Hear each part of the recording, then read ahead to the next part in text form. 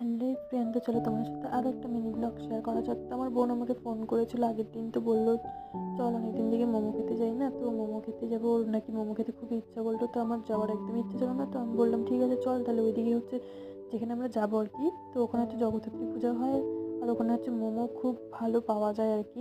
দু তিনটে দোকান হচ্ছে, ভিড় দেখে হচ্ছে আমরা বাইরে একটু চলে আসলাম। তাকে ক্যামেরা দেখে একটু নাটক শুরু হয়ে গেল। তো আমরা মোমো অর্ডার করে দিয়েছিলাম, তো মোমোটা হচ্ছে আমরা খেয়ে হচ্ছে বাড়ির দিকে যাচ্ছিলাম। তো আমরা একটু ঠাকুর টাকুর দেখে এক জায়গায় আমরা দেখেছি, আর এক জায়গায় করেছে ওর, সেটা আমি জানি না কোথায় করেছে। তো আমি ওদেরকে বললাম যে চল যাবি নাকি, তো ওরা বললো কেউ যাবে না। তো আমাদের বাজারে একটু কাজ ছিল, তো আমরা বাজারে হচ্ছে কাজটা সেরে তারপর আইসক্রিম খেতে খেতে বাড়ির দিকেই যাচ্ছিলাম।